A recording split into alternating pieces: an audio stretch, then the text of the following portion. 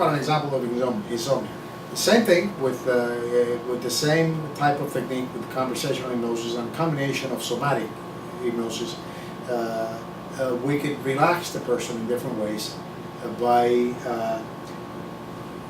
taking the person to a specific event. In other words, let's say that a person comes into the office because he hasn't slept or she hasn't slept in about the last 2 or 3 days. I'm very upset because obviously anyone that won't be able to go to sleep, they can't concentrate anyways because they can't go to sleep. But they're very tired.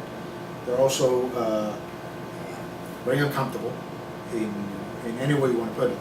Okay, and so what happens is that what I do usually what I do is to be able to find out a little bit of the story of the person.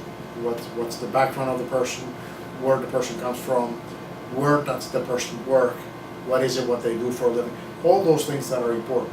Family relations, the system in which they evolve or something like that. And so what happens is that they usually happens when people come to the office, they talk to you about the result of what's happening, which makes them more uncomfortable. So what I do is that I take them away from what they think they have to do in order to get comfortable. And so I usually take them into a specific event. Okay, this is called defragmentation. I take the person from always thinking into something important that they think it's important, that it's damaging them, into a specific event in which they can concentrate. And by using this conversation, I destroy the ability to think of the fact that they talk about, which makes them feel bad about themselves, and to concentrate in 1,000 things at the same time. And what I do is that I do defragment those things in order for them to understand only one thing at the moment. So I change the topic from 1,000 topics into one topic. The topic that they will be talking about, it's something that they can concentrate, that they can change entirely, because now the person, if you take this person into a specific event, it's easier to make them think more to change that event, as opposed to the person talking to you in 1,000 different events, and you're trying to convince them not to think about this and not to think about that.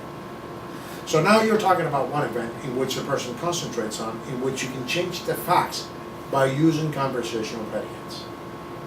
And the person slowly starts concentrating in what you're talking about and starts relaxing based on that conversation, because you change the timing, and you change the facts, and you change the space, and you change many different things that he didn't think about because he's only concentrating in one person. So what happens with that is that he allows himself to relax.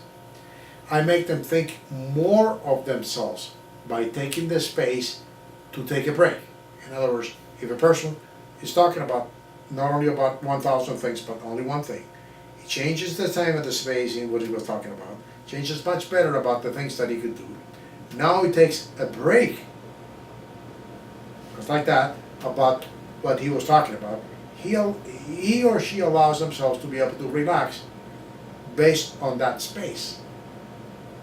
Now you can take that person into another seat within the office, for example, and do something that is called a somatic induction, which I'll explain to you later, which has to do with movements with hands, and movements with muscles, and movements with back, and movement with legs, and different things that you could do that would change the symmetry of the body, which will then relax them.